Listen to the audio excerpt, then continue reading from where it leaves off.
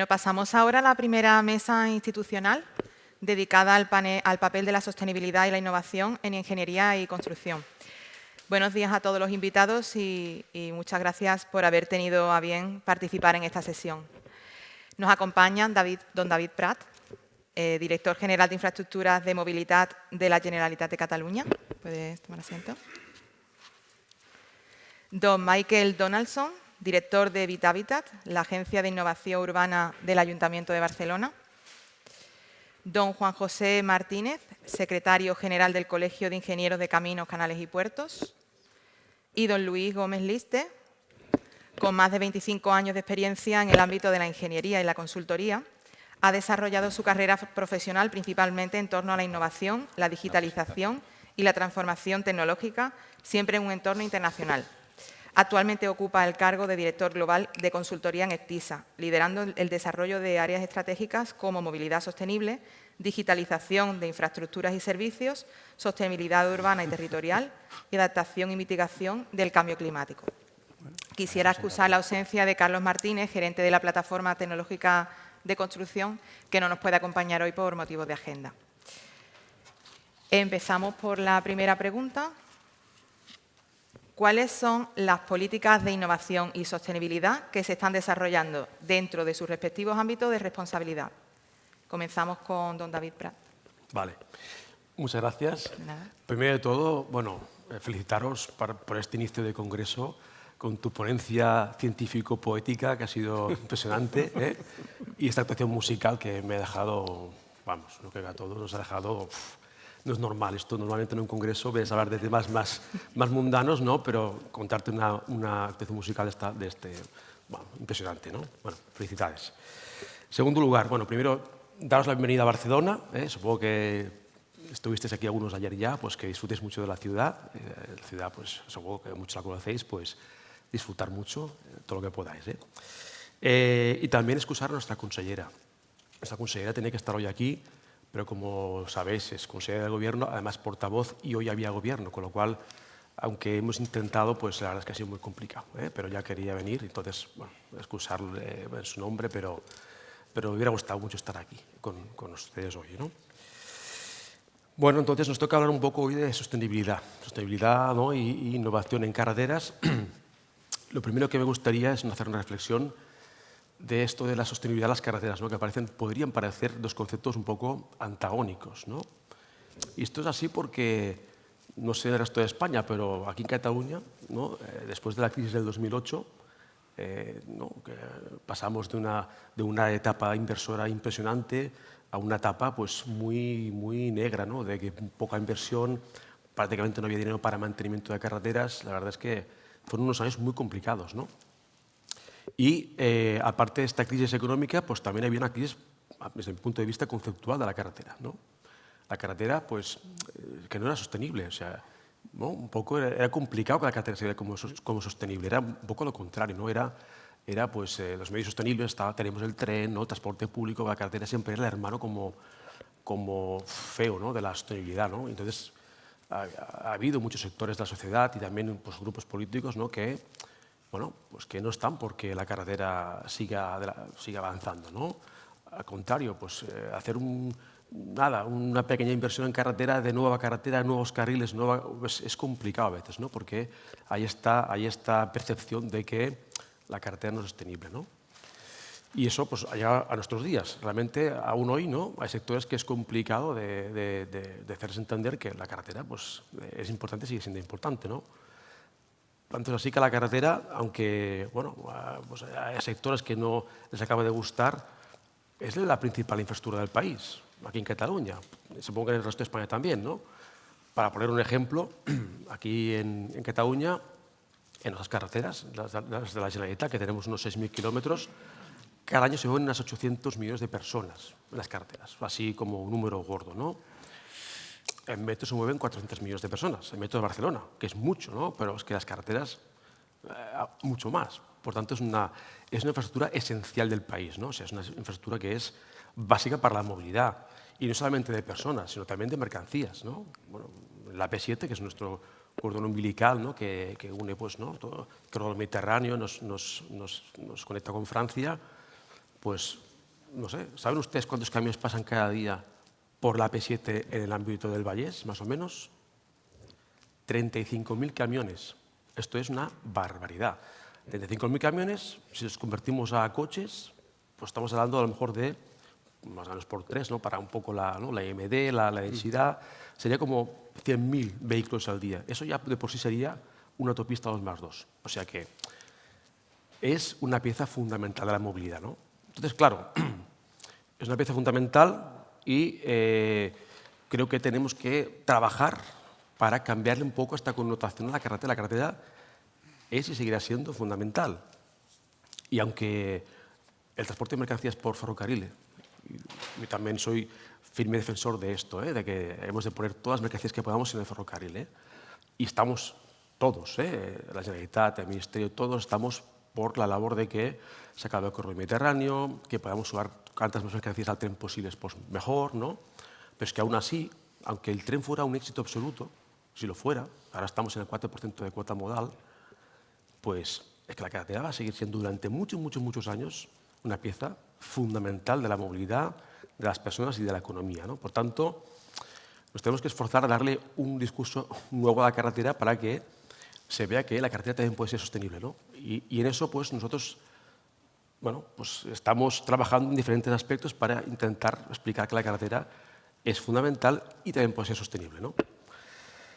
¿En qué estamos trabajando nosotros? Estamos trabajando como en varios conceptos, ¿no? Lo primero es la seguridad de las carreteras. La carretera, lo primero de todo, tiene que ser segura, ¿no? La carretera tiene que percibir el usuario y la sociedad que cada vez es más segura y que estamos trabajando para que sea así, ¿no? En este sentido, nosotros hemos aprobado un acuerdo de gobierno hace ya unos meses para desarrollar un programa de carreteras 2+1. Carreteras 2+1 significa carreteras convencionales a las que les ponemos una barrera central para evitar el choque frontal. Nosotros tenemos aquí en Cataluña del orden del 40-50% de accidentes mortales son por choques frontales, ¿no? Nos pasa más a nosotros que al Estado, porque el Estado tiene las autopistas, ¿no? Que es más difícil el choque frontal, bueno, es imposible. Y las carreteras nuestras, que son carreteras de la red básica, con buen trazado, pero son carreteras convencionales, pues cuando hay un choque frontal es fatal, ¿no? Entonces, aquí estamos con un programa que aprueba el Gobierno, con una inversión de 600 millones de euros para transformar de la red básica nuestra unos 400 kilómetros a carreteras 2+1, para evitar el choque frontal y de esta forma bajar la siniestralidad de las carreteras, ¿no? Por tanto, primero, carreteras seguras, ¿no? Luego, las carreteras también tienen que ser lo que decimos confiables. O sea, hay que mantenerlas y mantenerlas bien. O sea, no puede ser, ¿no?, después de la crisis, que invertíamos aquí en Cataluña igual 35 millones de euros al año para los 6.000 kilómetros de carreteras, que eso era completamente insuficiente. Ahora ya estamos, por suerte, hemos conseguido remontar un poco, estamos a 190 millones al año de mantenimiento convencional de las carreteras y estamos más tranquilos y el usuario tiene que percibir que hay alguien que está cuidando la carretera, ¿no? Nosotros eso nos gusta mucho, decir de que las carreteras las cuidamos. Estamos 24 horas al día, 365 días al año, pues cuidando las carreteras. Y eso nos gusta mucho. Y con Ana, que es la subdirectora de explotación, pues intentamos, ¿no?, pues eso, que estén perfectas. Las carreteras sean, voy a decirlo, sexys, que sean bonitas, que la gente vea las carreteras, ostras, están bien cuidadas, ¿no? Pues eso también es importante. Carreteras confiables, ¿no? Luego también las carreteras las tenemos que hacer un poco más amables, ¿no? Por ejemplo, las carreteras, esto es un tema muy de la secta nuestra de ingenieros, ¿no? Las carreteras, como hay que cuidar más la carretera, que la carretera con sus normativas, perfecto, todas las normativas de carreteras, pero la carretera tiene que convivir con las ciudades, con los vecinos, ¿no? Entonces, a veces nos olvidamos un poco de esto. Estamos mucho por la carretera, por la normativa, por lo que se puede hacer, no se puede hacer una travesía urbana, ¿no? Pero luego los vecinos, pues, tienen que convivir con ella y no la pueden ni cruzar, ¿no? Y tenemos normativas, por ejemplo, nosotros, de que no se puede hacer, por ejemplo, pasos elevados en carreteras, cuando hay otras administraciones que lo hacen, ¿no? Diputaciones, son carreteras más locales quizá, pues son carreteras que tienen la misma IMD que la nuestra, en travesías urbanas, y no podemos condenar a ese municipio, pues, a convivir con es como si fuera una condena, ¿no? No, usted tendrá aquí esta carretera toda la vida y no vamos a hacer nada, no podemos ni poner ni pasos de peatones, ni pacificarla un poco. Bueno, pues ahí también tenemos que trabajar para que esas carreteras Si no podemos hacer una variante que a lo mejor no se puede hacer, por lo que sea, pues hay que hacer que la gente viva un poco más fácil con la carretera, ¿no? Que sea la carretera un poco más amable, ¿no? Efectivamente, teniendo en cuenta nuestro compromiso de ser ciudad climáticamente neutra en el 2030, sabemos que no solo a través de las políticas tradicionales vamos a ser capaces de conseguirlo. Tenemos que incentivar este cambio, tenemos que incentivar una transformación en cómo hacemos las cosas, porque si no, no va a ser suficiente. Ayer mismo aquí el alcalde presentaba una medida de gobierno mediante la cual, a través de un incentivo económico, 600 euros, vamos a facilitar que la gente que tenga ciclomotores de combustión los convierta tenga un incentivo para cambiarlos a ciclomotores eléctricos y, por tanto, facilitar o incentivar la movilidad sostenible. Es un buen ejemplo a través, en este caso, de una subvención y a través de un tema más conductual, no tanto tecnológico, sino conductual por parte de la ciudadanía, de cómo ir mejorando en pro de la sostenibilidad. Un buen ejemplo de cómo tenemos que empezar a repensar también nuestras ayudas y nuestras políticas. En todo caso, me gustaría poner 2 o 3 ejemplos un poco más cercanos al ámbito profesional de vuestro congreso.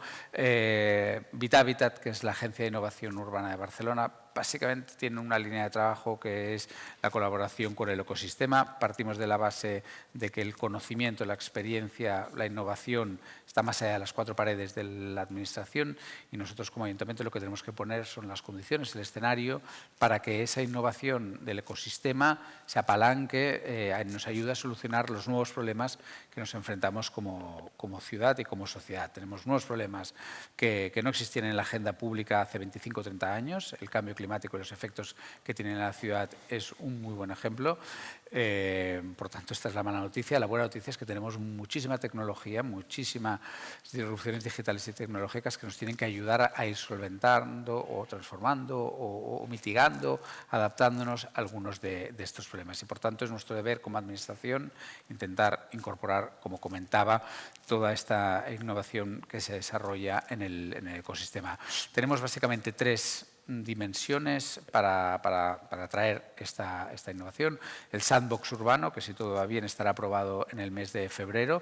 De esta manera pondremos a disposición del ecosistema la ciudad y todos sus activos para que puedan testear, probar sus pilotos en un entorno real, antes de lanzarlos al mercado. Tenemos unas subvenciones públicas que incentivan la innovación, donde el ayuntamiento dibuja el reto y de manera no prescriptiva es el ecosistema quien propone cuáles son las soluciones para solventar ese reto. Y después tenemos los retos urbanos, que también son subvenciones. Somos una fundación, pero seguimos a rajatabla la normativa y la ley de contratos del sector público y la ley de subvenciones y, por tanto, toda la normativa pública. Tenemos, como comentaba, estos retos urbanos mediante los cuales una vez un área del ayuntamiento detecta que no hay una solución en el mercado para dar respuesta a un problema concreto, lo que hacemos es hacer un llamamiento al ecosistema, incentivamos a través de ayudas económicas y de acompañamiento la creación, la innovación, la solución para dar respuesta a ese problema. Para ir acabando y para poner un par de ejemplos o 3 ejemplos de lo que estamos haciendo actualmente. Estamos trabajando, podréis verlo en la hora de la pausa, ahí fuera en el expositor, estamos trabajando lo que le llamamos el panot del siglo XXI, la baldosa del siglo XXI. Es una tecnología que sirvió en su momento para poder construir el Eixample, el ensanche barcelonés y para convertir el barro en asfalto, por decirlo de una manera muy, muy rápida. Es una tecnología que está más que probada, testada y funciona, y en este sentido no hay ningún problema, pero también es verdad que es altamente contaminante, que incorpora pocos elementos reciclados y que impide que cada vez que se tenga que abrir una calle para entrar una ras, una canalización, impide que se pueda reciclar ese material porque hay que destruirlo y volver a poner panot. Entonces hicimos un llamamiento al ecosistema, centros de investigación, industria, siempre llamamos a la industria porque si después queremos escalar, replicar y hacer sostenible la innovación es importante que la industria pueda incorporar la innovación surgida en los centros de investigación, academia, startups, etcétera, etcétera. Hicimos un llamamiento, se presentaron 3 propuestas, las veréis, insisto, ahí fuera y ahora estamos testando. Hemos llegado a determinar que hasta que en el proceso de construcción, de elaboración de ese nuevo PANOT, de esas nuevas baldosas, hasta un 30-40% de reducción de las emisiones de huella de carbono y de incorporación de nuevos materiales mucho más reciclajes, menos contaminantes. Ahora mismo estamos testeando en 2 calles centrales de la ciudad de Barcelona con la idea de incorporar toda esa tecnología, ese conocimiento generado a través de la innovación en los pliegos y de tal manera que los 7 millones de metros cuadrados de PANOT en los próximos 20-30 años ya sean con el PANOT del siglo XXI.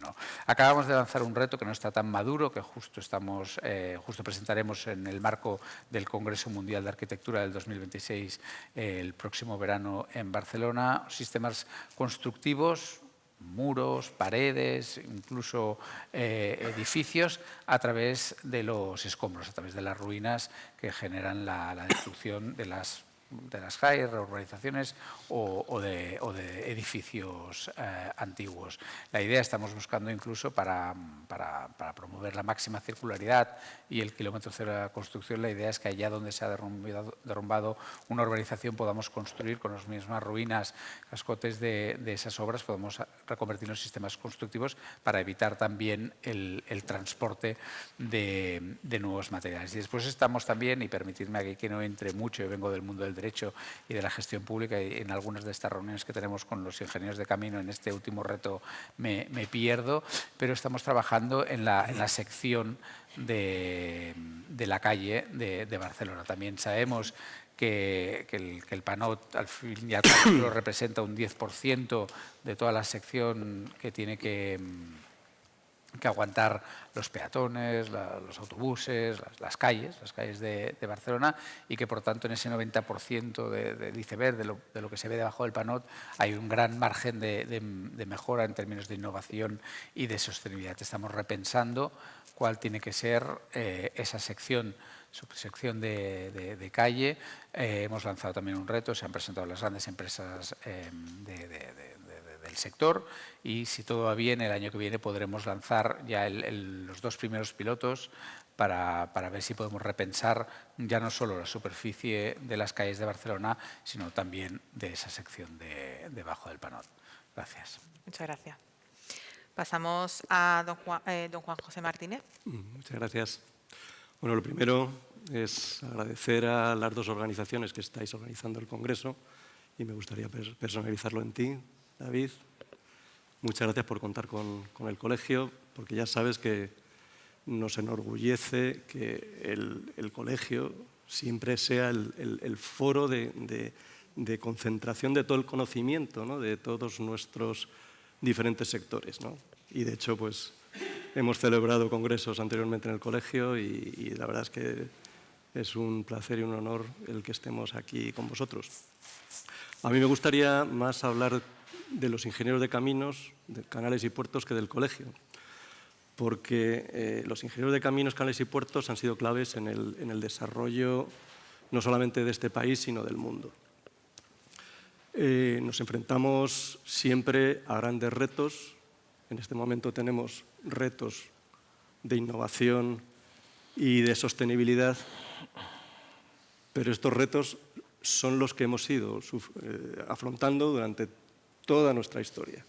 Y para ello es que me voy a remontar al origen, como has hecho tú, David. O sea, hubo un señor que se llamaba Agustín de Betancourt, que algunos de nosotros lo conocemos, que es el padre de la ingeniería de caminos en España y en algún sitio más, como en Rusia. Este señor fue el fundador de la profesión en 1799 y fue el que fundó la primera escuela de caminos en 1802. Y aparte de sus brillantes acciones, que bueno, no me voy a extender en ellas, entró en desgracia en España porque no se llevaba muy bien con Godoy, y Godoy un día le llamó para que, por favor, desecase unas lagunas que tenía en su finca, y Agustín de Betancourt fue a su finca, analizó esas lagunas que contenían una biodiversidad que no podía eliminar y le dijo al señor Godoy que no se podía, que esas lagunas deberían mantenerse. Este señor tuvo que emigrar, se fue a Rusia y volvió a empezar. allí en Rusia volvió otra vez a fundar la profesión, pero en otro país, ¿no? ¿Qué hacemos desde el colegio? Lo primero es impulsar las diferentes políticas que centran los criterios de sostenibilidad e innovación para alcanzar los objetivos de desarrollo sostenible y cumplir con los objetivos del Pacto Verde Europeo. Algunas de estas políticas se recogen en el Plan de Cambio Climático, que se hizo en 2021, Plan Nacional Integrado de Energía y Clima, el famoso PENIEC, el Plan BIM para contratación pública, que tenemos en el Ministerio, la Estrategia de Movilidad Segura, Sostenible y Conectada 2030 y, por supuesto, pues, los numerosos PERTEs, ¿no?, que se han ido realizando en estos últimos años, ¿no? En primer lugar, me gustaría citar algún ejemplo, ¿no?, de herramientas innovadoras que desde el colegio también estamos recogiendo y reflejando, ¿no? En este caso es un ejemplo que es la industrialización, ¿no?, de procesos constructivos en los que creo que en este país somos pioneros. O sea, ya por fin hemos decidido que la industrialización en la construcción puede ser muy beneficiosa para la calidad y la sostenibilidad, pero no es algo que fuera una industria desconocida, ¿no?, en nuestro país. O sea, somos pioneros en este hecho, ¿no? Ahora ya estamos pensando en que el futuro será construir viviendas prácticamente al 80% de ellas absolutamente industrializadas, que nos permitirá conseguir todos estos objetivos, ¿no? Herramientas clave en digitalización como el BIM, ¿no? Desde el colegio tenemos, junto con el Ministerio de Transporte y Movilidad Sostenible, hemos participado en convocatorias anuales que nos centramos en la formación de esta materia. Con respecto a inteligencia artificial, que es otra de las grandes herramientas que vamos a implementar, ¿no?, en la ingeniería de caminos para resolver problemas de forma más ágil, poder tomar decisiones analizando datos en tiempo real. Estos temas han estado presentes en grandes foros del colegio, ¿no?, como pueda ser el Congreso Nacional de Ingeniería, el 9º Congreso que celebramos el año pasado, o el Congreso internacional, el 2º Congreso Internacional de Patrimonio, que celebraremos el que viene, que incluso con el patrimonio también tenemos un área de inteligencia artificial y digitalización, o un número monográfico que hicimos en la revista Obras Públicas centrado en la inteligencia artificial. Y, por otro lado, relacionado con el tema medioambiental y sostenible, pues desde el colegio no solamente hemos desarrollado iniciativas con respecto a la reducción de emisiones de carbono, sino también a la adaptación de las infraestructuras a que sean unas infraestructuras resilientes al cambio climático, ¿no? Para citaros ejemplos con respecto a esta materia, el 9º Congreso Nacional de Ingeniería Civil, una de las 6 áreas principales, las 6 áreas temáticas, fue los ingenieros de caminos ante el reto Net Zero en 2050. Y, por supuesto, numerosas jornadas que se han realizado en el colegio en este sentido. Tenemos un curso periódico de certificación profesional en infraestructuras sostenibles, que es el Envision, es una certificación americana con la que tenemos un acuerdo con Envision y con Tecniveria, que se imparte en el colegio, o un curso que impartimos junto con el MITECO de infraestructuras resilientes al clima, que tuvo muchísimo éxito, ¿no? En fin, estas son más o menos las ideas que estamos desarrollando en el colegio en estos momentos. Muchas gracias. Finalizamos con don Luis Gómez Liste. Muy bien. Pues nada, buenos días a todos. Me sumo a los agradecimientos de mis compañeros de mesa, tanto a la asociación, la plataforma y en particular a David por bueno, pues invitarme a representar a Actisa en este congreso. felicitaciones también por la introducción. La verdad es que me he quedado ojo y plático con tu discurso. Y bueno, irme a casa sabiendo que quedan 5.000 años de sol todavía, pues oye, ya me voy de una forma más tranquila en una época tan apocalíptica como la que estamos viviendo. Así que, más calentito. Sí, más calentito.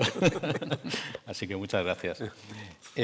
Bueno, pues en cuanto a las iniciativas desde TISA que estamos llevando a cabo en el ámbito de la sostenibilidad y la innovación, hace aproximadamente un año se presentó nuestro plan estratégico por nuestro CEO Mauricio Gómez Villarino, y la innovación pues es un elemento pues, principal de esa estrategia, ¿no?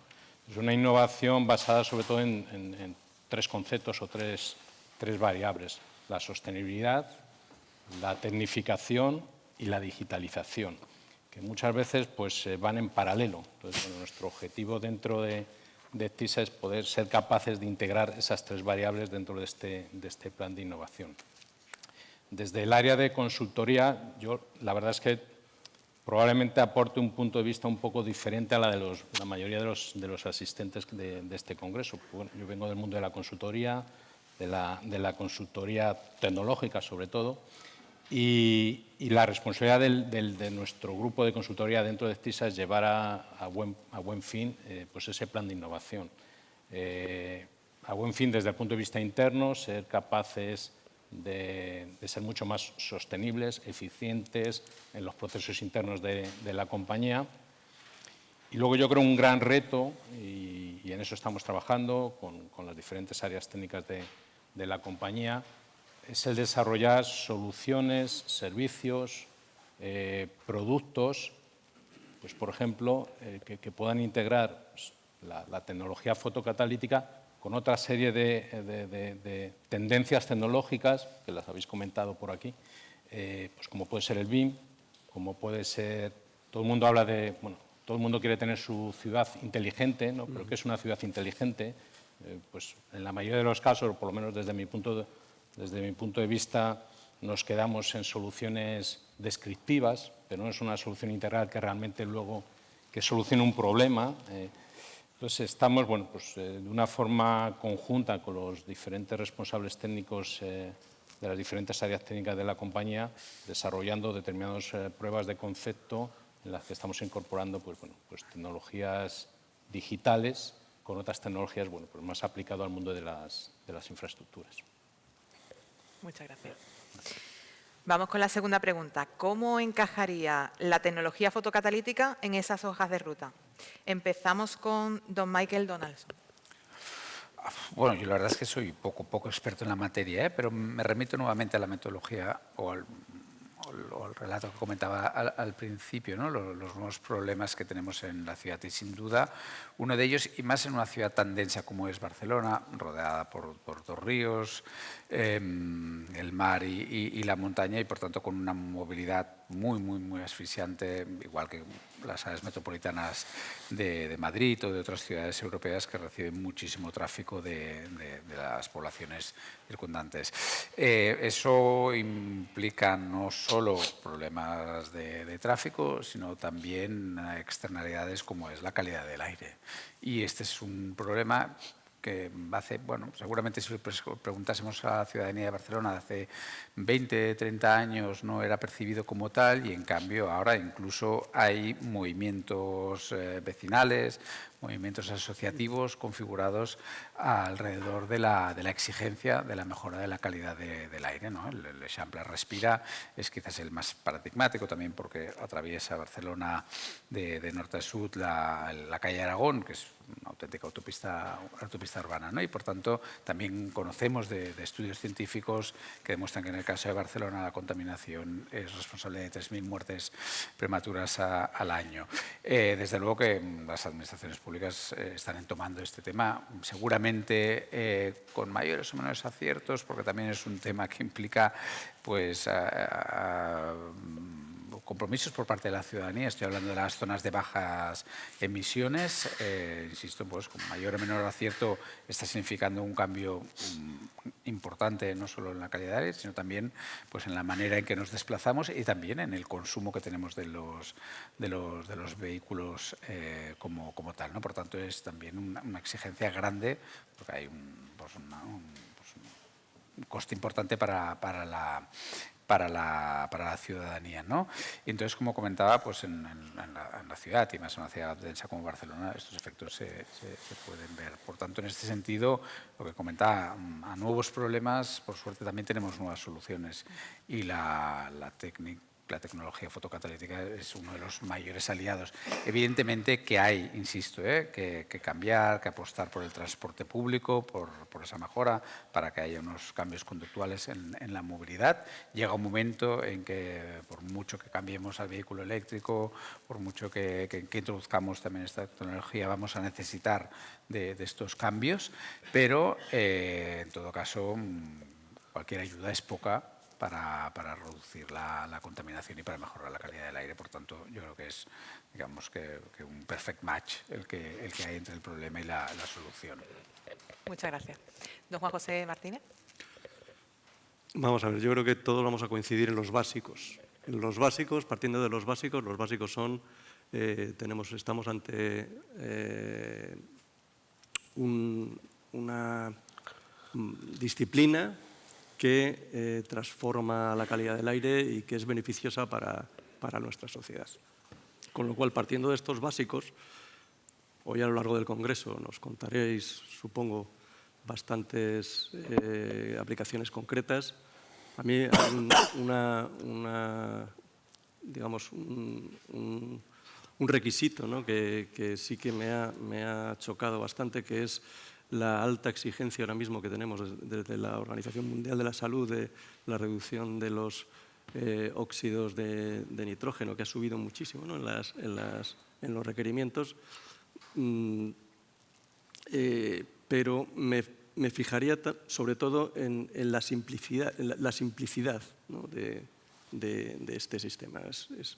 Es algo muy fácil de aplicar, es algo que no interfiere en absoluto en cualquier infraestructura que se esté construyendo o que esté construida. Con lo cual, el beneficio que se obtiene en paralelo con esta simplicidad, yo creo que dentro de esta hoja de ruta es un segundo punto para tener en valor. Y yo, por último, a pesar de que tendría que hablar aquí de los ingenieros de caminos, aquí hablo más, yo creo me fijo más en la interdisciplina, ¿no? de esta materia donde todos participan, y yo creo que este congreso es un claro ejemplo, porque aquí ya no solamente hay ingenieros de caminos, sino que hay técnicos, hablamos de cultura, de espiritualidad y de música, y las aplicaciones son igual de interdisciplinares, ¿no? Porque se aplica no solo a infraestructuras, sino a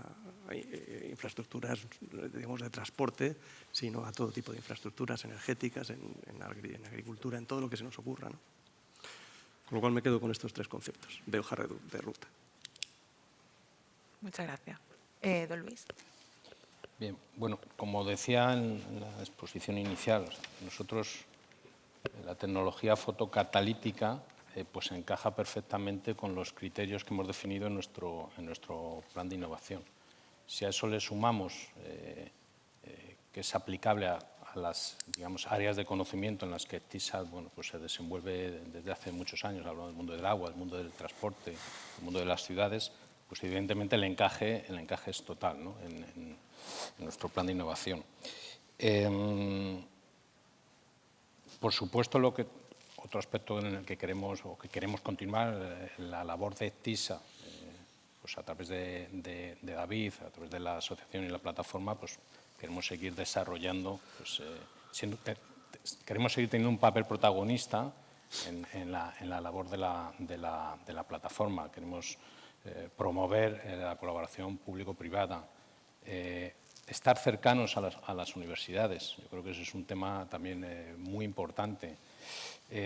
Lo comentaba al principio, yo hasta, y no me importa reconocerlo, hasta hace 3 meses, si me hablan de la tecnología fotocatalítica, pues no sería capaz de decir absolutamente nada. Ahora un poquito, pero antes nada, ¿no? Entonces, ser capaz de difundir la tecnología a través, yo creo que de plataformas, pruebas de concepto, que realmente sean, resulten familiares para el usuario final, me parece que es algo bastante importante. No que se quede a lo mejor en un ámbito más técnico, ¿no? más del mundo de las infraestructuras. Entonces nosotros desde TISA y desde la responsabilidad que tenemos de desarrollar nuestro plan de innovación, nos ponemos como objetivo el año que viene tener una prueba de concepto en el que podamos pues unir esos dos mundos, el mundo de la fotocatálisis y el mundo más, vamos a decir, digital, ¿no? Muy bien, muchas gracias. Continuamos con algunas preguntas individuales. Comenzamos con don David Prat. Dentro del programa de firmes sostenibles y en el contexto de los contratos de compra pública innovadora, donde la Generalitat de Cataluña ha sido pionera, en 2022 se licitó el lote 13, centrado en aplicaciones de materiales fotocatalíticos sobre pavimentos y elementos de contención en un tramo de la autopista C31 entre Barcelona y Badalona. Aunque la señora Ana Bulich nos dará más detalles en una sesión posterior, ¿qué les motivó a dar este paso y qué impresiones tienen tras 2 años de su aplicación? Y si son conscientes de que la C31 se convirtió en la primera autopista fotocatalítica de Europa. Bueno, pues efectivamente, nosotros pues hace 3 años ya, ¿no? Quisimos probar esta tecnología y lo hicimos desde el punto de vista de que, bueno, un poco lo que explicábamos al principio, ¿no? O sea, nuestro objetivo primero es que la movilidad sea lo más sostenible posible. Entonces, tratamos de hacer todo lo que podamos en transporte público para que la gente suba al transporte público, ¿no? Pero hay ya pues, corredores, ya hay situaciones en las que, evidentemente, la red viaria seguirá siendo fundamental, ¿no? Y en ese sentido, pues hay que hacer que esa red viaria sea lo más sostenible posible, ¿no? Y en ese sentido, pues decidimos probar esta prueba. Esta prueba para nosotros era también una experiencia piloto, no habíamos hecho nunca un tramo de C31. Tienes que pensar que la C31 es una autopista urbana dentro de Badalona con múltiples problemas, no solamente de calidad del aire, sino también de ruido. Es una autopista pues, que está elevada, con viviendas muy cercanas, con lo cual es todo un reto. Es un reto paradigmático a ver qué se puede hacer en esta autopista para hacerla lo más amigable posible, ¿no? Y en este sentido quisimos probar esta tecnología y luego Ana nos contará un poco pues, todos los detalles y los resultados, pero pensamos que todo lo que sea capturar pues, NOx, ¿no? Pues es fundamental para ayudar a que estas carreteras sean lo más sostenibles posibles, ¿no? Entonces, bueno, estamos satisfechos y luego Ana nos contará un poquito pues, todo el detalle de cómo ha ido todo esto. Muchas gracias. Pregunta para don Michael Donaldson. Usted ya colaboró con la Asociación Ibérica de Fotocatálisis en plena pandemia durante su etapa como comisionado de Innovación Digital, Administración Electrónica y Buen Gobierno del Ayuntamiento de Barcelona.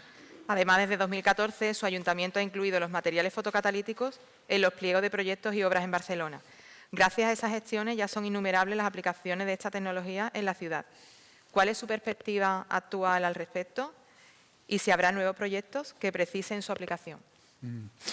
Sí, hombre, yo creo que el gran éxito de la innovación es el que comentaba al principio de todo, que sea sostenible, que no sea a través del piloto, sino que ya sea a través del producto. Y en este sentido, la clave en las administraciones públicas es poderlo incorporar en los pliegos. Prácticamente del PIB español estamos hablando de un 50% de la economía y el 20% corresponde a la compra pública. Por tanto, realmente aquí es la prueba del algodón, pasar de ese piloto al producto, y eso significa incorporarlo en los pliegos. O sea, es el mayor de los éxitos. También es verdad que el camino previo no es fácil.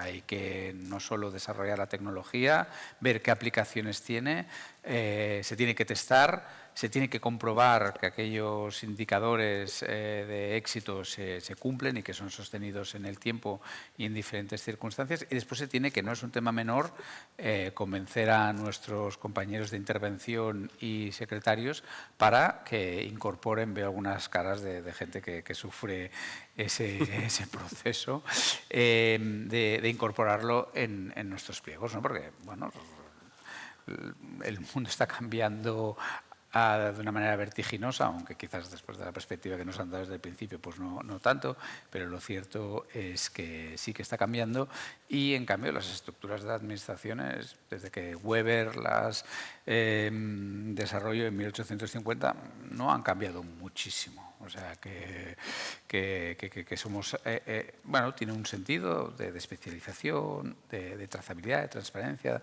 de igualdad. El procedimiento está pensado, la burocracia está pensada precisamente para evitar la discrecionalidad, la arbitrariedad, pero es verdad que choca con la innovación. Entonces, poder incorporar todas esas innovaciones en la compra pública, pues no voy a decir que es un calvario, pero es un proceso lento.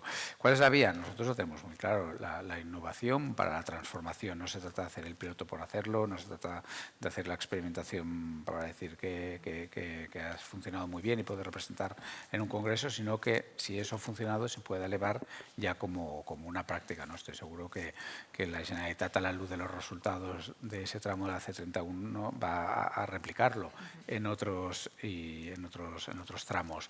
Por tanto, el ciclo, si queremos que sea un éxito, tiene que acabar, insisto, en esa compra, en esas prácticas ya estructurales y no coyunturales que responden más a la lógica de la innovación. Vale.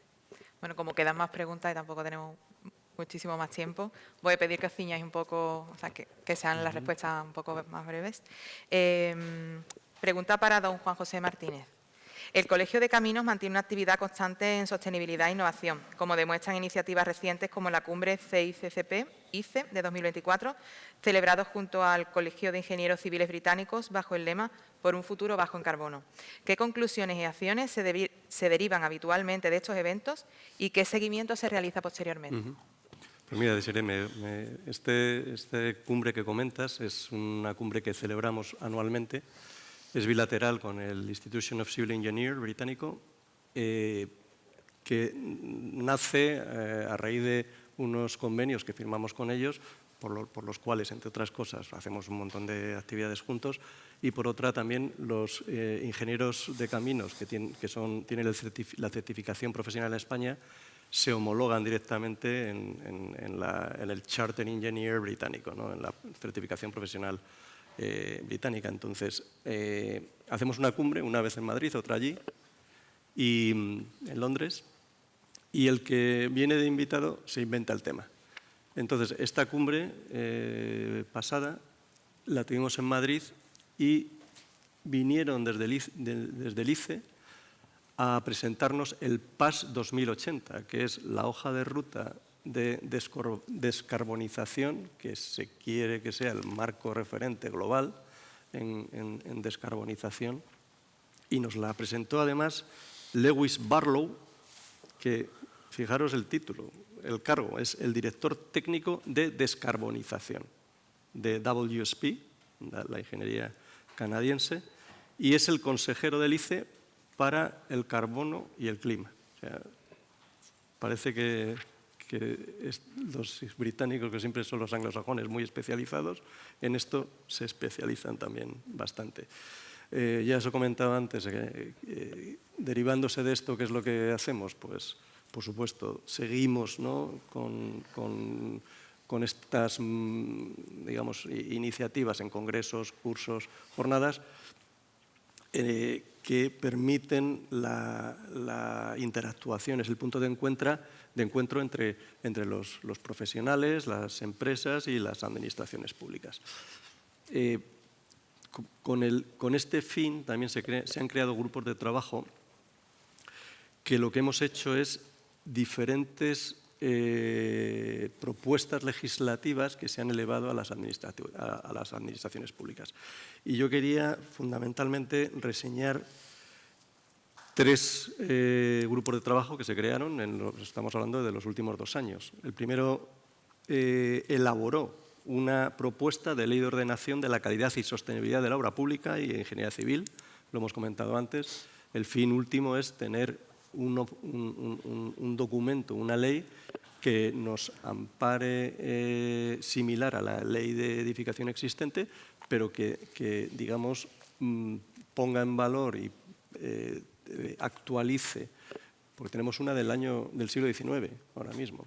Actualice y regule y ordene lo que es la obra pública sin tener que echar un vistazo a la ley de edificación, que digamos es la que tenemos ahora mismo como referencia, ¿no?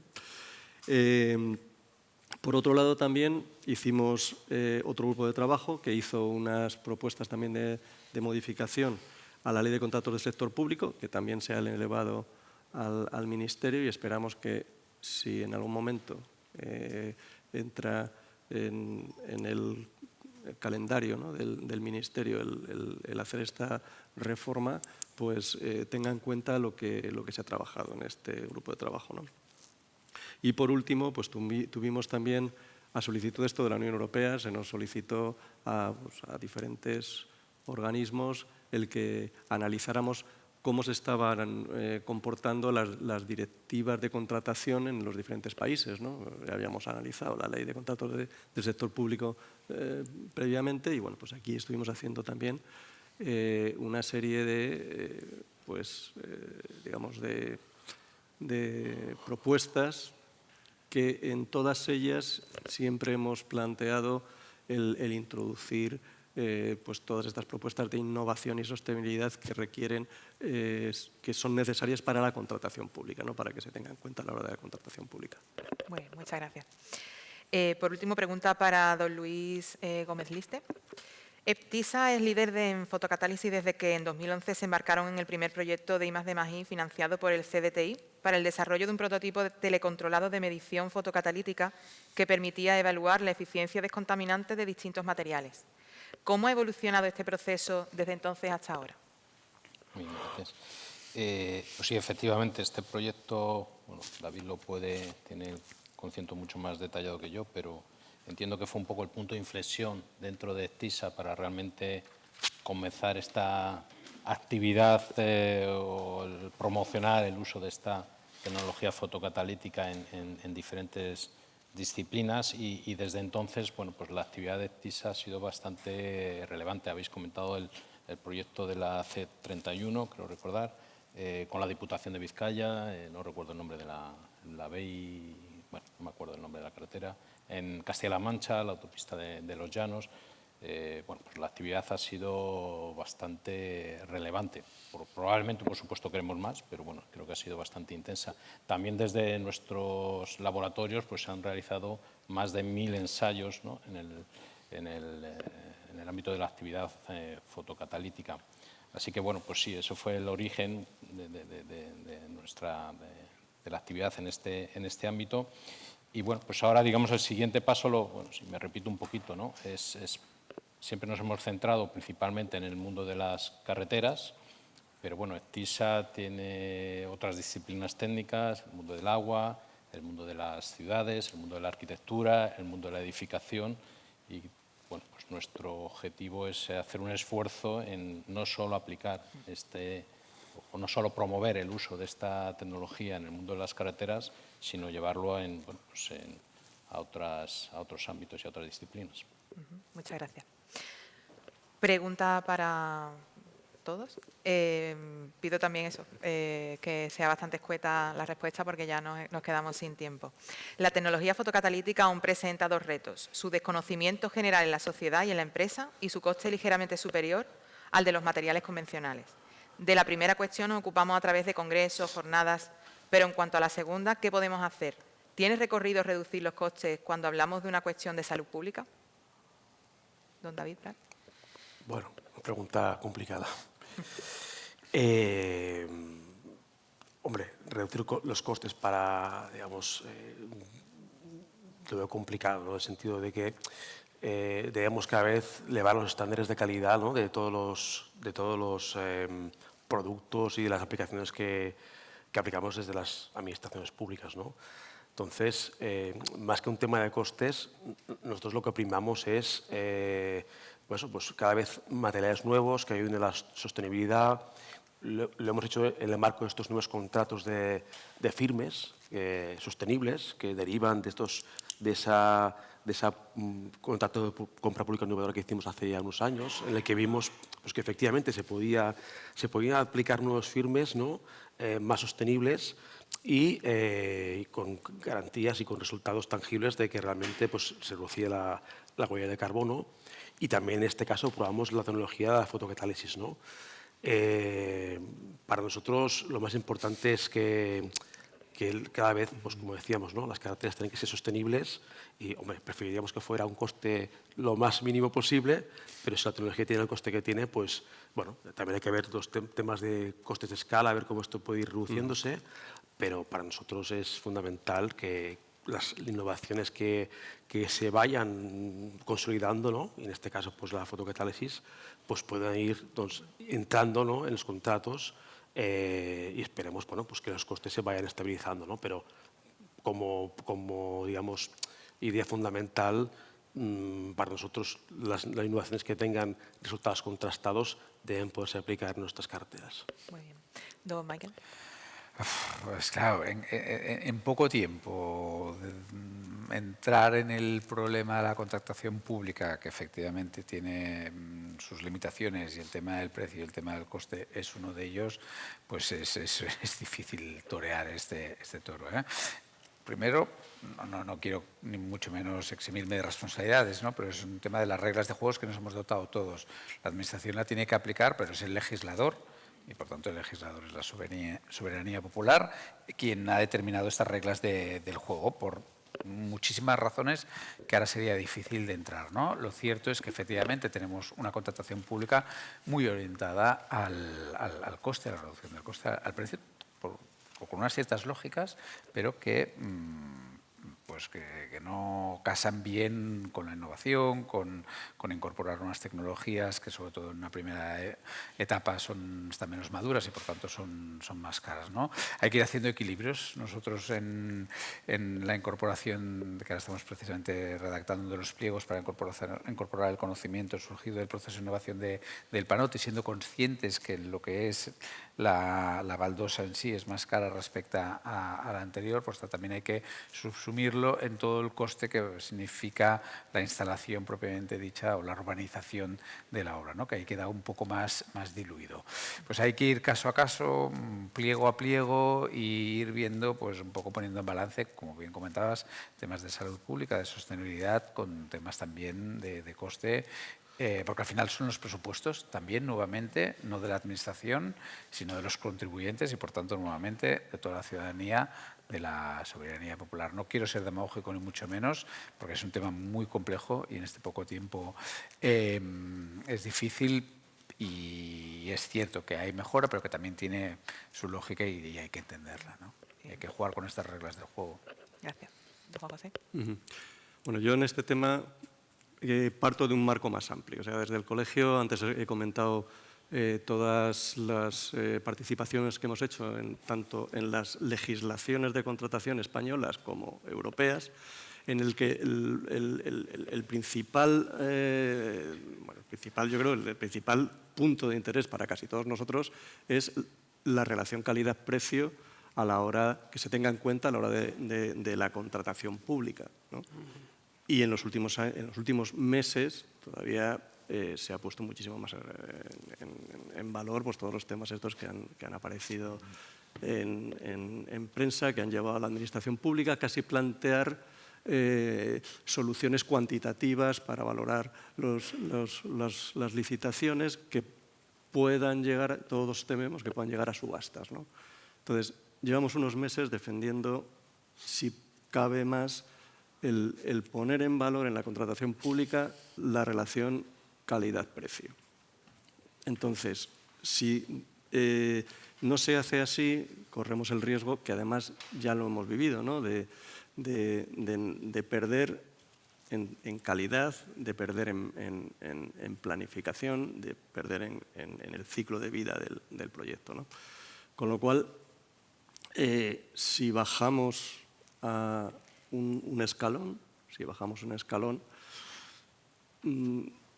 llegamos otra vez a las administraciones públicas, pero ahí coincido contigo, que primero o sea, para ser prácticos debemos contar con un marco normativo que exija el cumplimiento para las administraciones públicas de productos o sistemas fotocatalíticos a la hora de hacer un proyecto, a la hora de hacer un proyecto de construcción, un proyecto de conservación.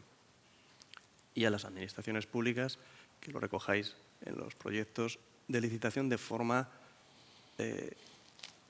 clara y actualizada en precio, para que cuando eso salga a licitación, pues la gente no pague un extra, sino que pague lo que está en proyecto. Muchas gracias. Don Luis Gómez. Muy bien. Bueno, yo voy a responder desde el punto de vista de un neófito en la materia y básicamente por sentido común, ¿no?